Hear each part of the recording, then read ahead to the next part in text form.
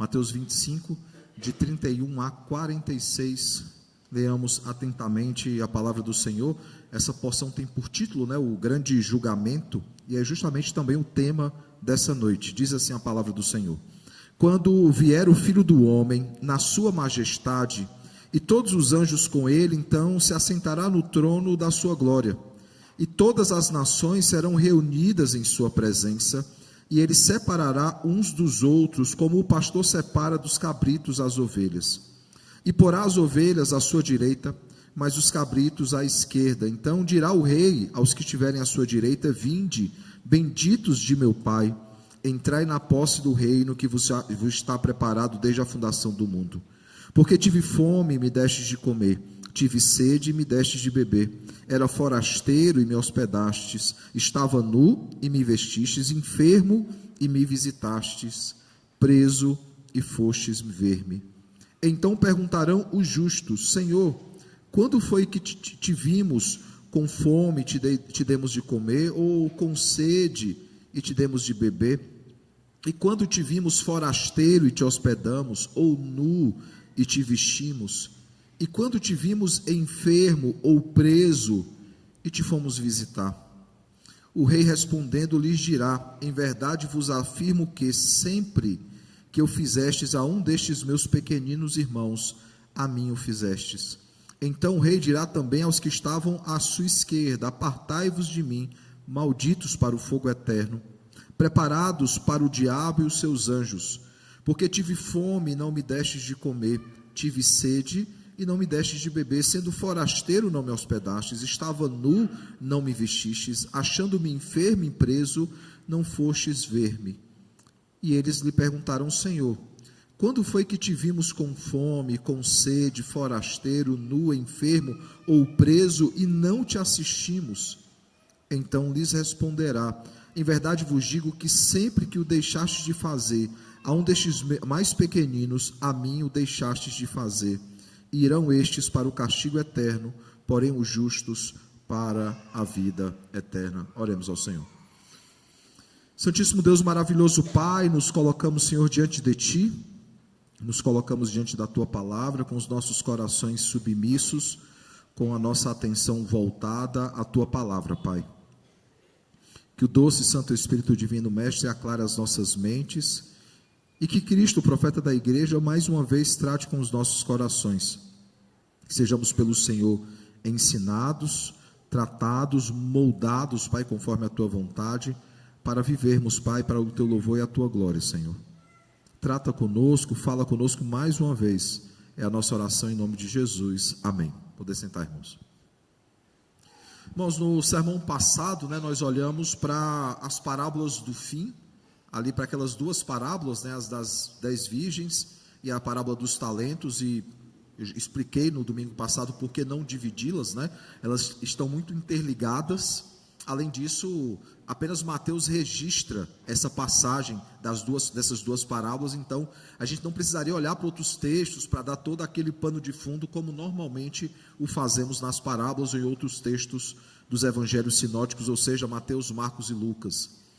E olhando então para essas duas parábolas, nós fomos chamados à prontidão, nós fomos chamados ao serviço, nós fomos chamados à fidelidade.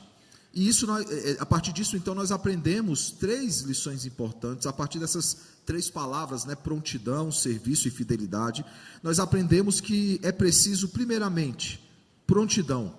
E essa prontidão é uma prontidão muito específica para a Escritura. É uma prontidão de quem aguarda a volta de Cristo, não de qualquer forma, mas em alerta, atento aos sinais e às coisas que acontecem ao nosso redor, sempre preparados para qualquer situação, nunca sendo pego de surpresa, Inclusive a analogia usada por Jesus é que se um dono da casa sabe que vai ser assaltado, ele vai ficar alerta a madrugada inteira, Ele vai ficar em estado de alerta esperando o pior.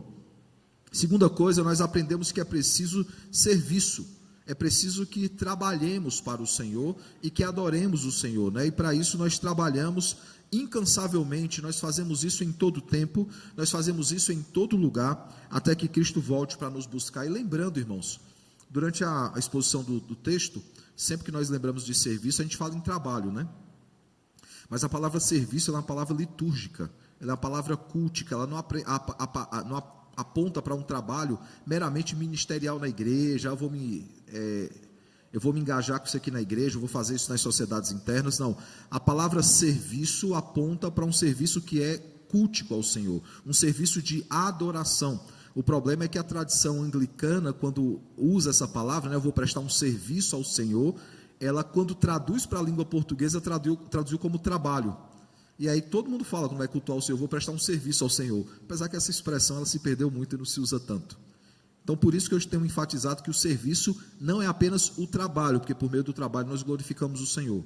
É qualquer ato nosso de glorificação, é uma vida de adoração, uma vida de trabalho e serviço ao Senhor. Terceiro, nós aprendemos também que é preciso fidelidade, né? Aguardando e trabalhando, né? Trabalhando no sentido de cultuar o Senhor, mas não de qualquer forma, nós fazemos isso com fidelidade.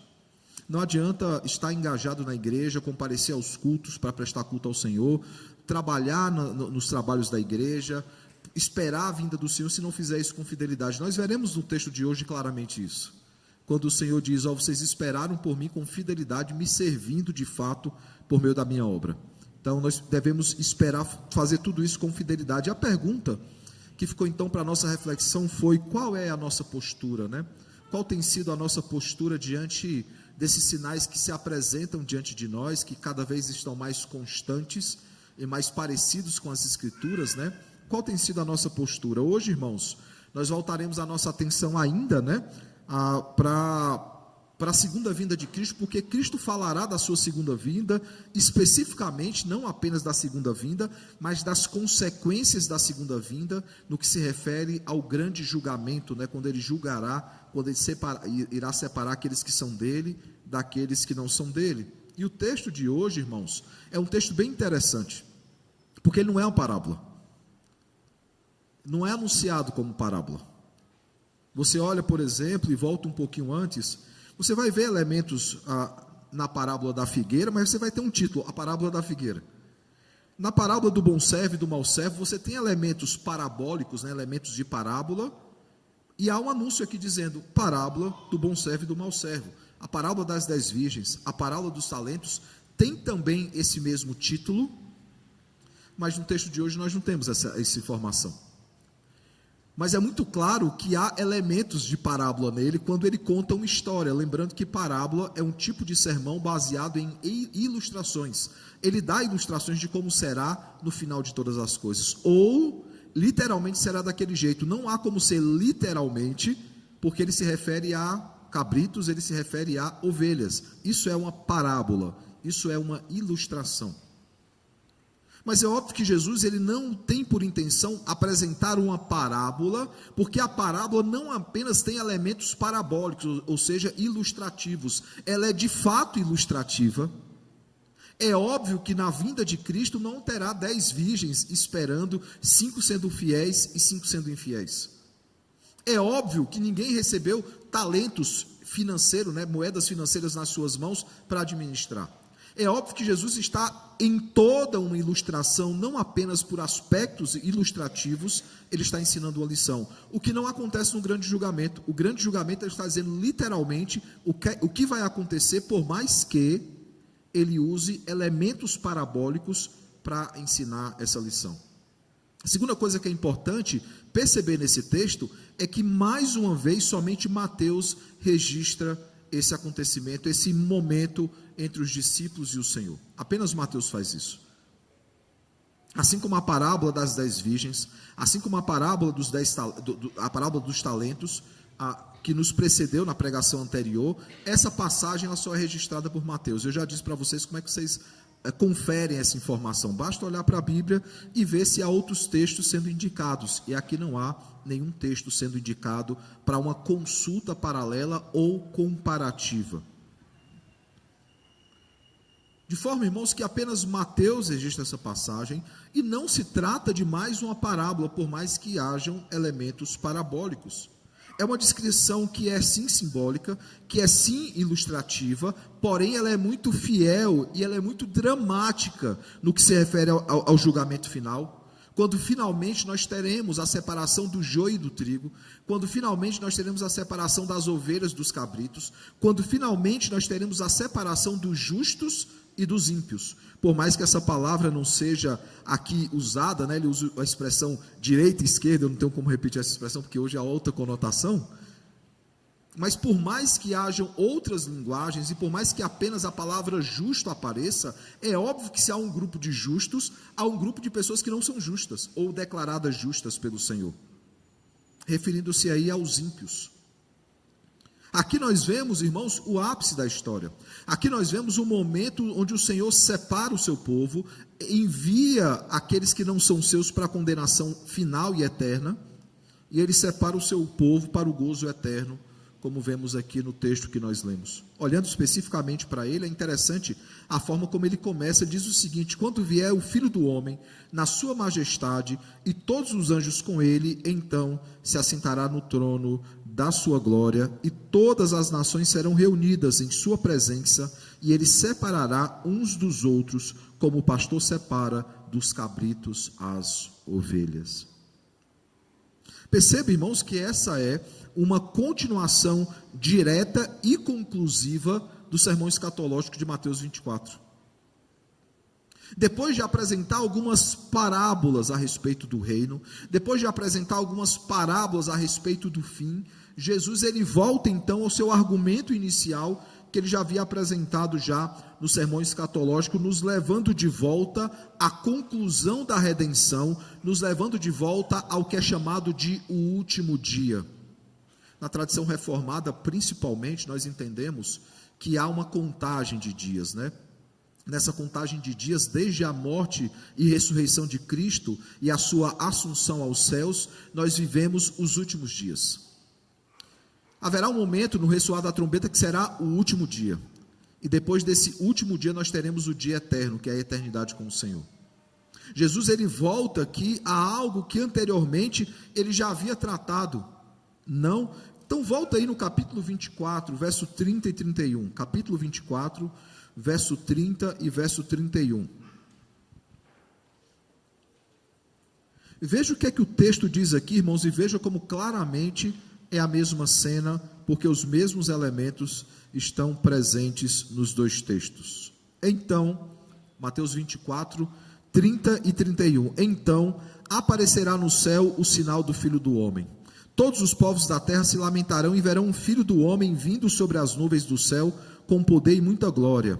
E ele enviará seus anjos com grande canglor de trombetas, os quais reunirão seus escolhidos dos quatro ventos, de uma a outra extremidade dos céus. É o mesmo texto ou não é o mesmo texto? É a mesma cena. Os elementos estão todos lá. Por exemplo, em Mateus capítulo 25, verso 31 e 32, que abre o texto de hoje, ele fala, quando o Filho do Homem vier em majestade e todos os anjos com ele. Mateus 24, 30 e 31 diz que aparecerá então no céu o sinal do Filho do Homem, todos os povos da terra se lamentarão e verão o Filho do Homem vindo sobre os céus, as nuvens do céu com poder e glória, e ele enviará seus anjos. Olhando para o texto de hoje ainda, ele diz, e se assentará no trono da sua glória, e nós vemos isso também claramente quando fala do seu poder e da sua muita glória, quando ele fala sobre as nações estarem reunidas em sua presença, ele vai separar uns dos outros, como o pastor separa dos cabritos as suas ovelhas.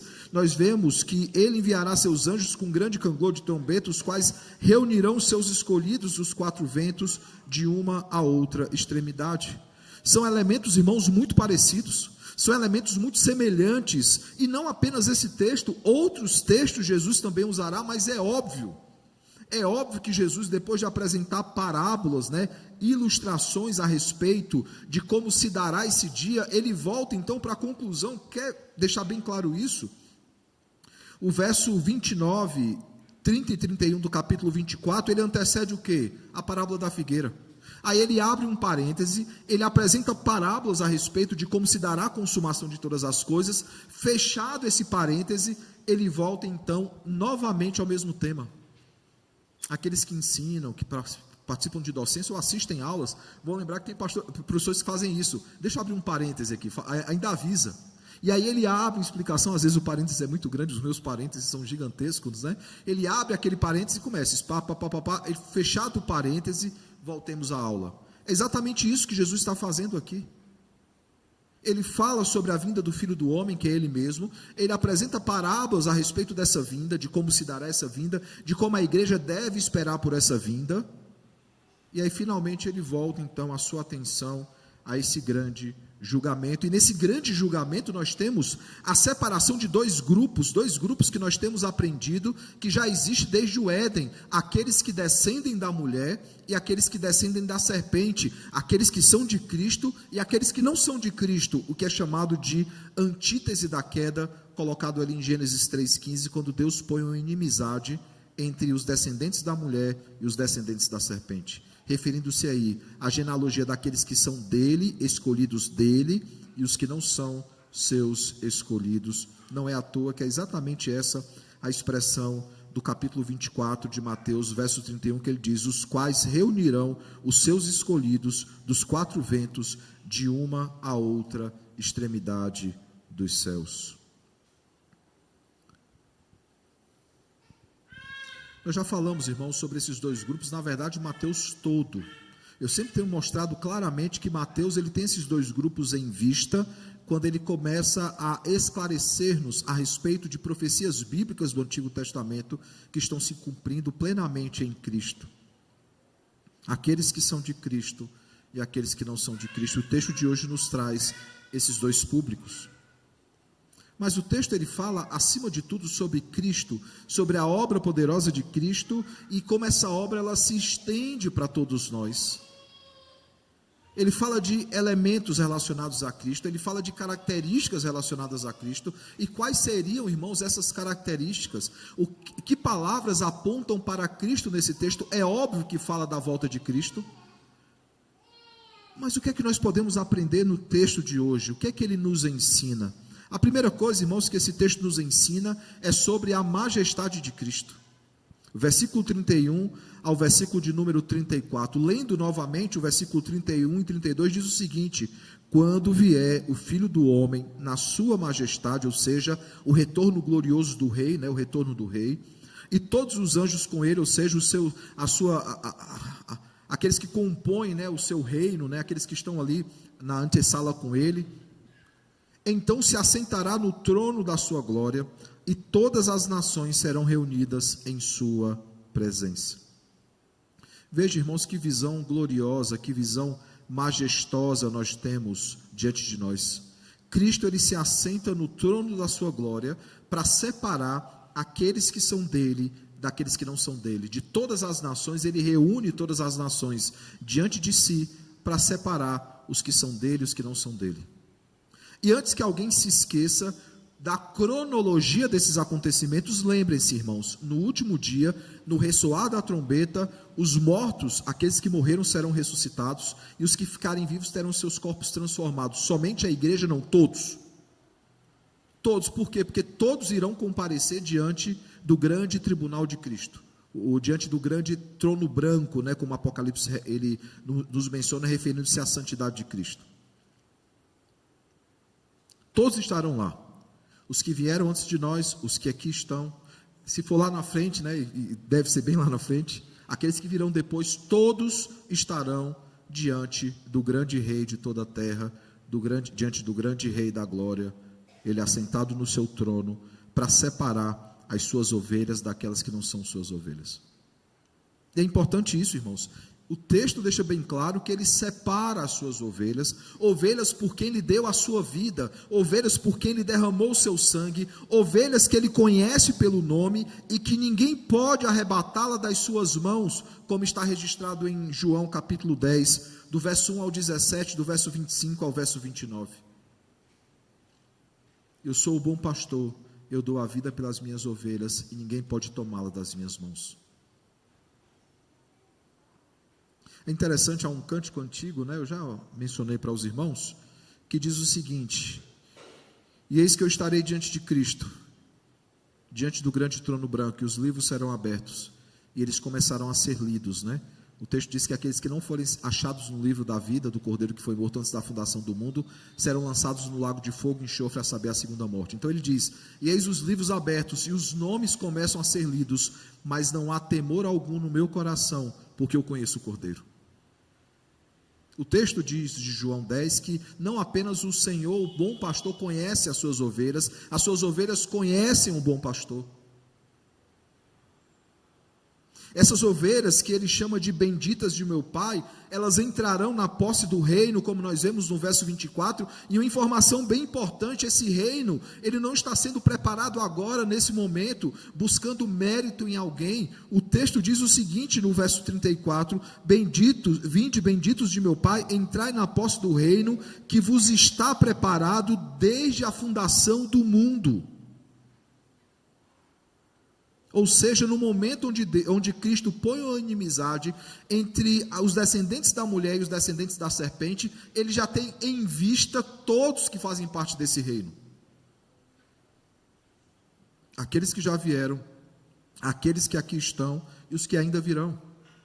Ele conhece cada um das suas ovelhas antes mesmo de nascerem. Ou vocês acham que quando Cristo está na cruz do Calvário, derramando o seu sangue e expiando os pecados, ele não sabia que esse sacrifício também nos alcançaria? E eu não falo de forma hipotética, eu falo de forma efetiva. Ele sabia o meu nome, ele sabia o nome do presbítero Walter, ele sabia o nome de cada um de nós que foram comprados pelo sangue do Cordeiro. Ele conhece todos, ele sabe o escrito de dívida de todos, quando retira de sobre todos aqueles que são dele e encrava no madeiro. Por isso, irmãos, não é algo estranho para ele, ele conhece o seu rebanho. Por isso esse texto ele nos traz gloriosas promessas, sim, mas acima de tudo majestosas promessas. E nós, povo da aliança, irmãos, nós precisamos descansar nessas gloriosas e majestosas promessas. Porque quando nós não descansamos nelas, vêm as tribulações no sentido de preocupação. Vem a ansiedade, vem a preocupação. E eu sou de fato povo de Deus? Eu fui de fato comprado pelo Cordeiro? Quantos não tiveram essa crise na sua caminhada cristã? Não é por obras suas, é pela obra do Cordeiro, pelas majestosas obras do Cordeiro. E o texto então, ele deixa bem claro isso, ele conhece o seu rebanho, ele sabe o seu povo, por quê? Porque esse reino, ele já está preparado e os súditos já foram separados desde a fundação do mundo. Mas é óbvio, irmãos, que nós não podemos, como súditos, esperar a volta do Cordeiro de qualquer forma. Isso nos leva ao segundo ponto dessa noite. O segundo ponto nos mostra como nós devemos esperar a volta do Cordeiro, algo que ele já tinha feito nas parábolas, e que ele faz aqui quando o texto aponta para a sua bondade. Ela não apenas aponta para a sua majestade, ela aponta também do verso 35 ao verso 40 para a sua bondade. E é importante perceber uma coisa, irmãos, esse texto em momento algum defende uma salvação por obras, como se precisássemos manifestar obras para que fôssemos salvos. Não, o texto diz o seguinte: aqueles que são salvos manifestam boas obras. Esse é o tom de todo o livro de Mateus. Nós temos que dar frutos dignos de arrependimento. A árvore boa dá bons frutos, a árvore má dá bons frutos. Nós seremos conhecidos como árvore boa ou como árvore má por meio dos frutos que nós manifestamos. Uma mangueira não pode dar caju, um cajueiro não vai dar pitomba, né? Falando do Ceará, quem não conhece. Aqui tem pitomba? Não, nunca vi. É um fruto bem atípico. Não é fácil de comer. Depois de uns 5 minutos você roendo o caroço, dá uma agonia nos dentes, mas o começo é gostoso. É uma frutinha desse tamanhozinho, numa casca que você quebra, aí tem um carocinho todo coberto, tipo uma gosmazinha, vamos dizer assim. É muito gostosa a pitomba, eu cresci comendo pitomba, mas não é todo mundo que é fã por causa desse incômodo que vai causando depois. Procurem, talvez em algum canto aqui vocês achem. Deu até uma memória afetiva, não foi, Jorge, agora? É um fruto bom, quem é do Ceará gosta dessa fruta, e acho que outros também do Nordeste gostam. Eu não lembro, Rio Grande do Norte tem pitomba, amor? Não, né? Não sabe, tá, no Ceará tem. Uma árvore, ela vai dar o fruto que ela foi destinada para dar. Esse é o tom de Mateus, essa é a discussão de Mateus. Então, se alguém olha para esse texto e diz o seguinte: tá vendo? Ó, a gente só vai ser salvo se manifestar boas obras. Não é isso que o texto diz. O texto diz que aqueles que são de Cristo manifestarão boas obras. E é interessante, irmãos, esse reino, né, que já está preparado desde a fundação do mundo, ele é manifesto por meio da sua bondade. Assim como Deus foi bondoso conosco, os súditos desse rei bondoso devem também ser bondosos. Como é que nós devemos proceder? O texto diz, Cristo nos diz que nós devemos proceder com atos ou obras de misericórdia. Veja, aqueles que são justos ou declarados justos, como é que eles procedem? Eles alimentam os famintos, eles saciam os sedentos, eles hospedam os forasteiros, eles vestem aqueles que não têm roupa, eles visitam aqueles que estão doentes, bem como também visitam aqueles que estão encarcerados. Isso é chamado, irmãos, na teologia de atos de misericórdia. Infelizmente, irmãos, nós abandonamos essas marcas. Infelizmente, nós deixamos que um grupo ideológico assumisse esse papel no mundo, sim ou não? Quem aqui pegou a época onde a igreja, no sábado à noite, ou até nos domingos, saía para entregar sopão? A igreja não faz mais isso. A igreja não está mais preocupada com os atos de misericórdia. Simplesmente não está, irmãos. E a gente precisa dar a mão à palmatória nesse sentido. A nossa confissão de fé, os nossos símbolos de fé e o nosso princípio de liturgia fala que o domingo, por exemplo, é um dia separado para o culto ao Senhor, para o culto como igreja, mas também para atos de misericórdia. Por isso as igrejas saíam aos domingos para entregar alimento, para entregar roupa e outras coisas. É claro, irmãos, a igreja aqui faz sempre que possível campanhas, nós entregamos cestas básicas, nós recolhemos agasalhos, principalmente na época do frio, para entregar. Mas verdade seja dita, irmãos, a igreja tem abandonado cada vez mais esses atos de misericórdia. Ou estou sendo injusto aqui? Marcas que deveriam ser marcas da igreja e que foram sequestradas, marcas que foram cooptadas por um movimento político ideológico. E parece que quem faz isso abraçou essa pauta política ideológica, e não é. A igreja, ela tem como marca atos de misericórdia, porque é exatamente isso que Cristo fez por nós, e é exatamente isso que Ele espera de nós. Atos de misericórdia, atos de assistência àqueles que têm necessidades físicas e também espirituais. Lembrem que a discussão de Tiago é exatamente essa, né? Do que é que adianta um homem carecido de roupa e de alimento chegar na sua casa, pedir o que comer, pedir o que vestir, você diz, Deus te abençoe e vá em paz e que nada te falte. Por acaso ele deixou de passar fome, ou ele passou a ser agasalhado por causa disso? E aí Tiago conclui dizendo o seguinte: porém a fé sem obras, ela é morta. Jesus está aqui mencionando, irmãos, o Antigo Testamento e também o Novo, que diz que a verdadeira religião é amparar os órfãos e as viúvas. Perceba que essa igreja, ela não é uma igreja que vive para si mesma, é uma igreja que vive para assistir ao mundo, pregando o evangelho ao mundo e suprindo as necessidades do mundo, sejam físicas ou espirituais. Nós precisamos, irmãos, retornar a esses velhos atos bíblicos, esses atos antigos de misericórdia, porque é isso que espera-se da igreja. Essa é uma igreja que é atuante, que ela é de fato relevante, ela não está preocupada apenas em pregar o evangelho, em suprir uma fome que é espiritual, ela está preocupada em suprir outras fomes também. Por isso que Cristo diz que Ele é o pão da vida, aquele que for a Ele jamais terá fome, jamais terá sede. Não é apenas um aspecto espiritual, irmãos, é dizendo que não há necessidade naqueles que estão no meio da igreja. Não é essa a mensagem de Atos capítulo 2? De Atos capítulo 5? Dizendo que não havia entre eles nenhum com necessidade. Por quê? Porque a igreja amparava aqueles que precisavam. Isso manifesta não apenas a bondade de Deus, mas a bondade de Deus através da sua igreja. Isso nos leva também a um terceiro aspecto, porque não é somente sobre a majestade de Cristo, ou sobre a bondade de Cristo, que se espera de todos nós também, mas sobre a sua justiça. Óbvio que é um texto sobre justiça, porque o título diz que é o grande julgamento.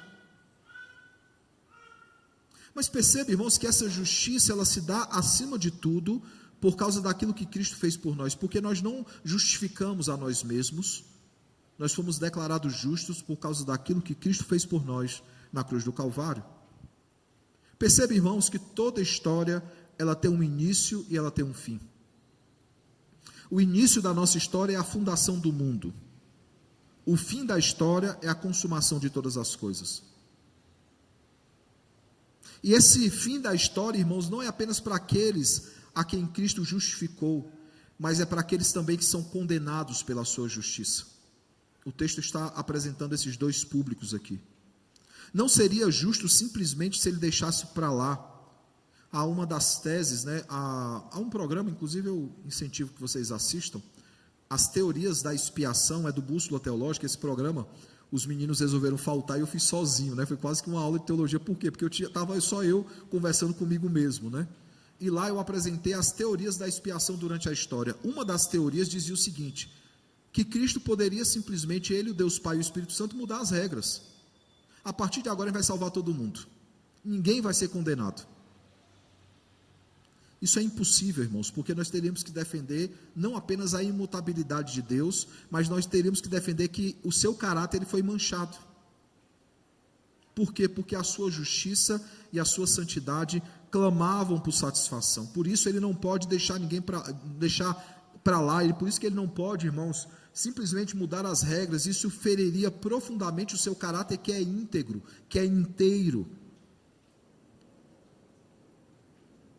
Aqueles que pecaram contra ele e que não foram declarados justos, pagarão pelos seus pecados contra Deus.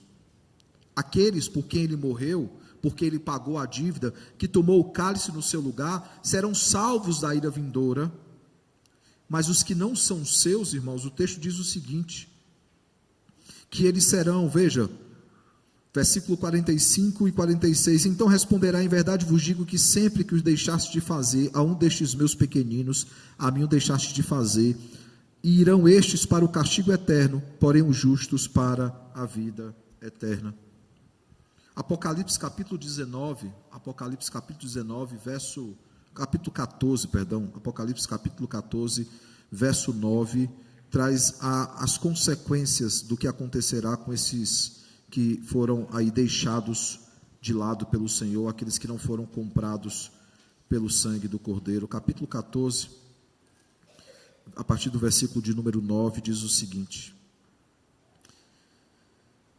seguiu-se a estes outro anjo, o terceiro, dizendo em grande voz: se alguém adora a besta e a sua imagem, e recebe a sua marca na fronte ou sobre a mão, também esse beberá do vinho da cólera de Deus, preparado sem mistura do cálice da sua ira, e será atormentado com fogo e enxofre diante dos santos anjos e na presença do Cordeiro. Referindo-se aqui à mesma cena, irmãos. Veja que o Cordeiro está aqui, os anjos também estão aqui, e ele continua dizendo: a fumaça do seu tormento sobe pelos séculos dos séculos, e não tem descanso algum, nem de dia, nem de noite, os adoradores da besta e da sua imagem, e quem quer que receba a marca do seu nome. E aí no verso 12, da mesma forma que Jesus faz no seu sermão, ele fala da condenação, depois ele fala da vida eterna. No verso 12 diz o seguinte: aqui está a perseverança dos santos, os que guardam os mandamentos de Deus e a fé em Jesus. Ou seja, quem vai ser preservado como santos? Aqueles que guardam a lei do Senhor. E mais uma vez, não é dizendo que a salvação se dá por meio de obras, mas dizendo que aqueles que são salvos manifestam obras dignas do Senhor. É óbvio, irmãos, que Jesus, o texto de Jesus está conversando com o texto de Apocalipse por um motivo bem simples, irmãos. Quem está falando nos dois textos? Quem está falando nos dois textos? Quem está falando no texto de Mateus, irmãos? Mateus está registrando, mas ele está registrando palavras de quem? Jesus. Alguém duvida disso? Não. Olha o que é que João diz quando ele vai falar de Apocalipse, capítulo 1, verso 1 ao verso 3. Revelação de Jesus Cristo, que Deus lhe deu para mostrar aos seus servos as coisas que em breve devem acontecer, e que ele, enviando por intermédio do seu anjo, notificou ao seu servo João, o qual atestou a palavra de Deus e o testemunho de Jesus Cristo quanto a tudo que viu. Bem-aventurados aqueles que leem e aqueles que ouvem as palavras da profecia e guardam as coisas nela escritas, pois o tempo está próximo. João também está registrando palavras de Jesus, ele está dizendo a mesma coisa, irmãos. Por isso, nós precisamos confiar que Deus trará a sua justiça sobre todos. Nós precisamos, de fato, crer que ele julgará a todos, aqueles que são dele e aqueles que não são dele. Por isso, quando há um sentimento, né, de injustiça, esse sentimento cresce cada vez mais em nossos corações, nós precisamos lembrar que há um rei que é justo, que trará o seu reinado de justiça sobre essa terra, que trará punição àqueles que agem com impiedade, aqueles que agem de forma violenta, truculenta, vil. Nós olhamos e nós entregamos nas mãos do Senhor, porque nós sabemos que no tempo certo Ele fará justiça de todas as coisas para todas as pessoas. E nós confiamos, e nós descansamos, e nós aguardamos. Eu pergunto então, irmãos, que aplicações nós podemos tirar do texto dessa noite? Desses três elementos, né, da sua majestade, que se espera que nós reflitamos a majestade de Cristo, a sua bondade, a sua justiça, que se espera também que nós manifestemos a sua bondade e justiça nessa terra. O que é que se espera de todos nós? Primeiro, é preciso glorificá-lo por sua majestade. Esse é o primeiro ponto, pois Ele é o Rei da glória, Ele é o Senhor da igreja, Ele é o resplendor da glória do Pai, e o seu trono será para sempre. É isso que Hebreus nos diz. Hebreus capítulo 1, ele diz exatamente isso. Ele é o resplendor da glória do Pai, e o seu trono é para todo sempre. Nós descansamos nisso, irmãos. O seu reinado não terá fim. Ele é o cumprimento da promessa feita a Davi, que não faltaria um herdeiro de Davi no trono de Israel. Referindo-se aí a Cristo, né? Cristo é o verdadeiro herdeiro e o eterno herdeiro de Davi. É nele que se cumpre o reinado eterno prometido ao rei Davi, ao servo Davi, ali séculos e séculos antes de Jesus nascer. O seu reinado, ele é eterno. O seu reinado não terá fim. Ele é o Rei da glória, né? Como o Salmo 24 diz, quem é o Rei da glória? É por ele que nós esperamos, é por eles que temos expectativa, né? É por ele que nós aguardamos ansiosamente o retorno glorioso, o retorno majestoso do Rei. É preciso também, irmãos, glorificá-lo por sua bondade, a bondade que ele tem pelo seu povo, por quem graciosa e voluntariamente ele se entregou para satisfazer as suas necessidades espirituais e físicas. Ele morre em nosso lugar para que as nossas debilidades espirituais fossem resolvidas, que é a condenação eterna, mas também as nossas debilidades físicas. Na ressurreição final, o nosso corpo não será mais perecível, ele não será mais corruptível, ele não será mais mortal, porque ele se revestirá de imortalidade, ele se revestirá de incorruptibilidade, e a morte será finalmente vencida. Isso é bondade de Deus, irmãos. Cristo não precisava morrer na cruz pelos nossos pecados. Ele não nos devia nada, fomos nós que pecamos contra Ele. Mas Ele passa, entre aspas, a nos dever, quando na sua palavra, voluntariamente Ele se põe em aliança, Ele diz, eu vou salvar o meu povo. E Deus faz isso por meio da morte do seu Filho. Por meio da sua crucificação, da sua vitória na cruz, Ele agrada-se de moer o próprio Filho, para que o cálice da ira de Deus não recaísse sobre nós. Isso é a manifestação da bondade de Deus para com o seu povo.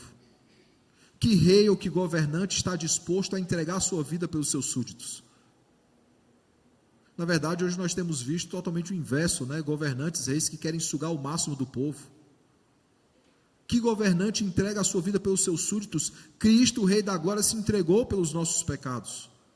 Derramou todo o seu sangue para que o escrito de dívida que estava sobre nós fosse arrancado de sobre nós e fosse encravado no madeiro. E não apenas, irmãos, nós glorificamos a Cristo por causa da sua majestade, por causa da sua bondade, mas também por causa da sua justiça. Ele justificou o seu povo, e Ele condenará aqueles que não são dele, aqueles que são ímpios. Pois, como diz também em Hebreus, diz o seguinte, o cetro de equidade é o cetro do seu reinado justíssimo.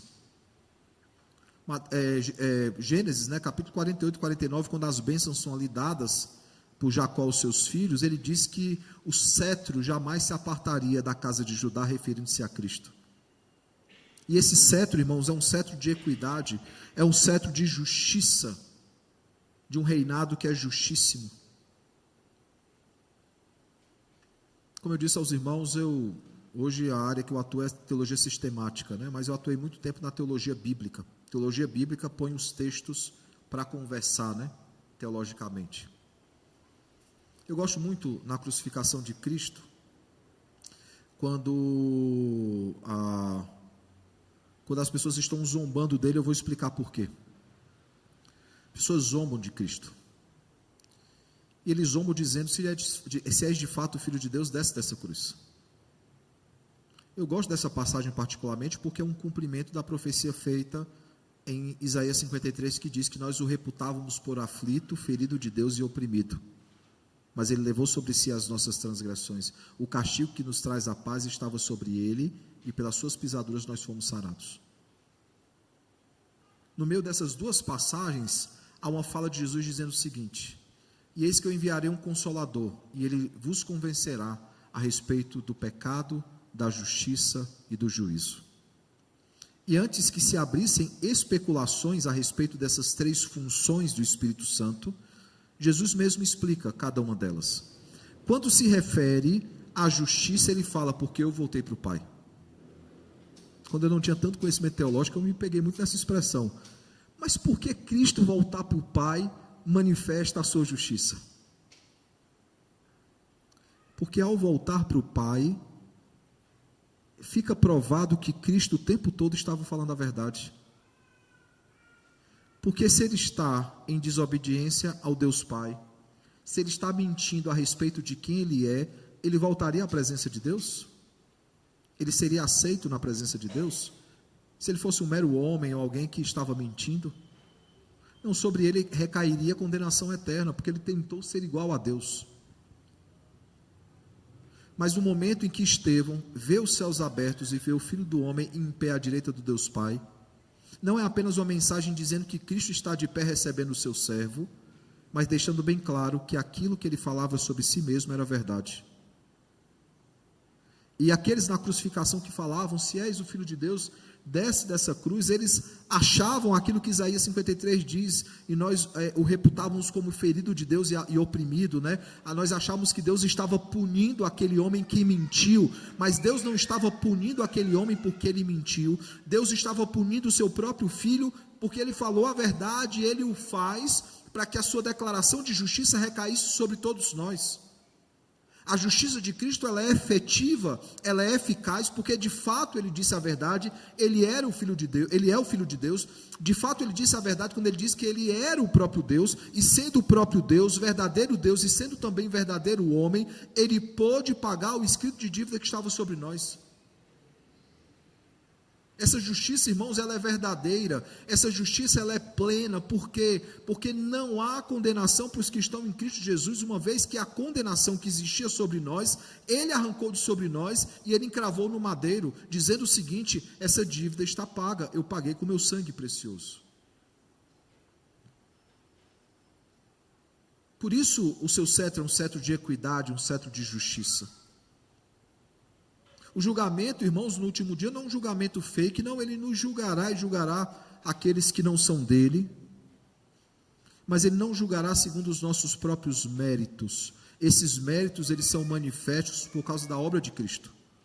É uma igreja que é atuante, é uma igreja que vive na prática o evangelho, mas não é aquilo que nos salva. O que nos salva é a obra de Cristo, é o mérito de Cristo, é o que ele fez por nós na cruz do Calvário. Se alguém pudesse salvar a si mesmo, irmãos, Cristo não precisaria vir na cruz morrer pelos nossos pecados. Nós glorificamos a Cristo pela sua majestade, bondade e a sua justiça. Eu pergunto então, ele é o Senhor das nossas vidas? Por que essa pergunta, né? Porque a Bíblia se refere a Cristo como Senhor e Salvador das nossas vidas. Sim ou não? Mas nós só nos lembramos do Salvador. Como, pastor, eu só me lembro do Salvador? A mesma pergunta feita aqui, quando foi que eu fiz isso, né? Quando que eu só lembro do Salvador? Quando nós não vivemos na prática o senhorio de Cristo nas nossas vidas. Quando nós não obedecemos às ordens que Ele nos dá na sua palavra. Quando nós não cumprimos a vontade dEle nas nossas vidas. Quando nós vivemos qualquer outro propósito, qualquer outra agenda, qualquer outra pauta. Irmãos, a nossa pauta, a nossa agenda, o nosso compromisso é com Cristo e com o seu Evangelho. Ele de fato é o nosso Senhor. Salvador todo mundo quer, né? Todo mundo quer um Salvador para não ser condenado eternamente. mas esse Salvador é também Senhor das nossas vidas, é Senhor das nossas decisões, é Senhor das nossas escolhas, é Senhor dos nossos atos, das nossas atitudes. A minha oração e meu desejo sincero, irmãos, é que o bom e eterno Deus, Ele nos ensine a glorificar a Cristo corretamente. E nós glorificamos a Cristo corretamente quando nós o adoramos por sua majestade, por sua bondade e por sua justiça. Que os nossos corações, irmãos, não estejam apenas alegres com a mensagem do Evangelho, mas estejam impactados e chamados pela sua palavra a cumprir a sua vontade. Nós não somos crentes nominais, nós não somos crentes que não praticam aquilo que pregam, nós somos crentes que vivem na prática o Evangelho, e o texto de hoje nos chama a viver assim. De fato somos do Senhor, de fato somos crentes, nós viveremos de forma prática o Evangelho. Aqueles que não vivem de forma prática o Evangelho, irmãos, ou não são do Senhor, ou não foram ainda convertidos pelo Senhor. Mas não existe, irmãos, não existe Evangelho teórico. O Evangelho, ele é prático.